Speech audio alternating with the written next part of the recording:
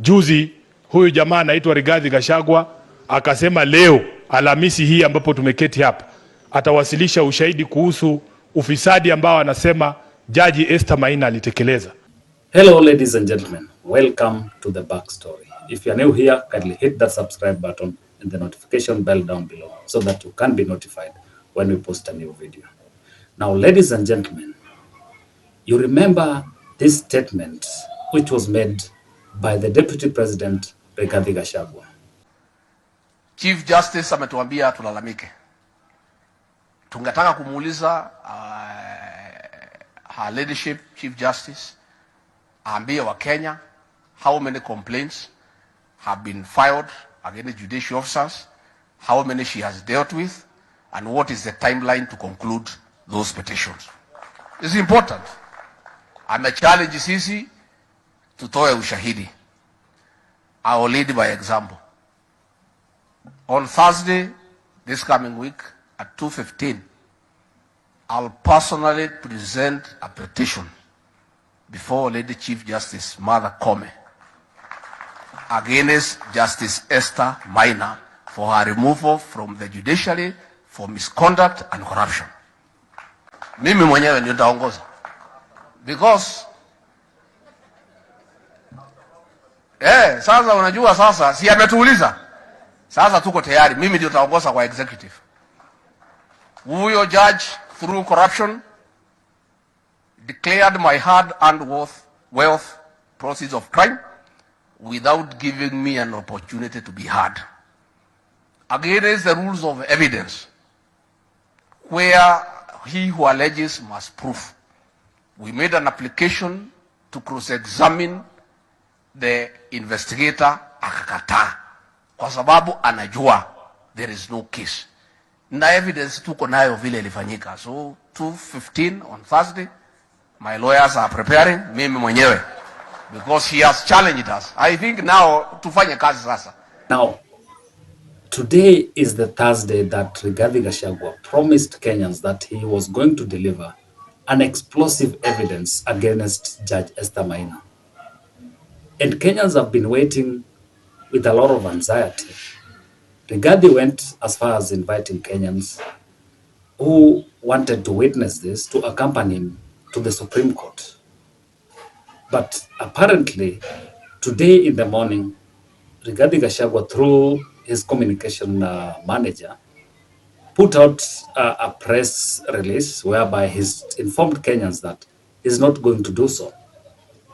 This has elicited a lot of reaction online, with Kenyans asking what happened. Kote kukiharibika, yani hatima yetu mahali ambapo tunaweza kukimbia kujificha ni pale mahakamani.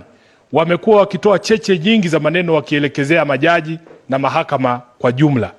Juzi huyu jamaa anaitwa Rigathi Gachagua akasema leo Alhamisi hii ambapo tumeketi hapa atawasilisha ushahidi kuhusu ufisadi ambao anasema Jaji Esther Maina alitekeleza. Ameamuka asubuhi vile sisi wabukuzi huwa tunasema siku imefika. Sasa naona anatuma arafa anasema ameogopa, hana ushahidi, hadi sasa wataenda kufanya mazungumzo. Tayari umemharibia Jaji Esther Maina jina. Na mimi nataka huyo Jaji Esther Maina insist ya kwamba lazima Gachagua alete huo ushahidi, kwa sababu jina lake tayari limeharibiwa. Mtu anatupa maneno tu akiambiwa leta ushahidi, leo hii ameamuka amesema hana ushahidi. Mtu muoga huyo. Kazi ni kutupa tu cheche za maneno kwa podiums na kuwaingilia majaji ambao wanafanya kazi. Namba 2 ni kinaya kubwa kwamba unajua mmetuambia hapa juu ya hiki chama mkikianzisha. Kinaya kubwa sana kwamba wapwani walikuwa wanafikiria kwamba watapata ile hifadhi chini ya chama cha paa. Ni kinaya kubwa kwamba chama cha paa ndio kinabomoa paa za nyumba za watu wa pwani kule Taita Taveta. Na baba alifika pale kwa ajili ya swala hilo na kusimama na watu wa Taita Taveta na watu wa pwani kwa jumla, kwamba huwezi kutuambia kwamba unajenga nyumba za gharama ya chini ila hali wale tayari ambao wameafford nyumba zao unabomoa hizo nyumba. Hiyo ni kinaya, si kinaya. Now ladies and gentlemen, those are some of the reactions from Kenyans and Kenyan leaders on Rigathi's allegations, or Rigathi's reaction after Kenyans waited for him to present his evidence at the Supreme Court. But now, we want to look at why Rigathi had to do this about turn at the last minute.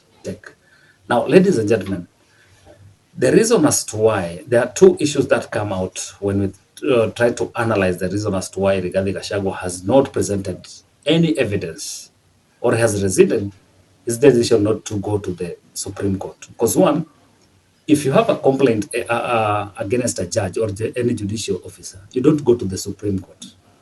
You don't go to a higher court to lodge a complaint or to sue the judge. The best procedure is to go to the JSC, which is the Judicial Service Commission, and lodge a complaint. Then the Judicial Service Commission will look at the evidence that you've produced. If it doesn't meet the threshold, then it will be thrown out. If it meets the threshold, then they will start the process of seeing off the judge. Now, if you look at what Rigathi talked about, he talked about presenting a case to the Supreme Court, which should not be the case. And the second issue that is coming out here is the fact that Rigathi Gachagua did not have any evidence. Even though he felt kind of aggrieved by the fact that the judge ruled against his wishes, which is normal in any circumstance, the judge always looks at the evidence and makes judgment. And in any case, judges are allowed by law to make like wrong judgments or to make an error during that judgment. So the only thing you can do is to appeal the ruling in a higher court, all the way up to the Supreme Court. But Rigathi went to the public so as to execute his case against the judge. So if he had any evidence as an executive officer, by now that judge would have been taken to the Judicial Service Commission, and by now all the evidence would have been put even to the public to see what they were accusing her of. But it's quite unfortunate that Rigathi has opened himself to this kind of ridicule.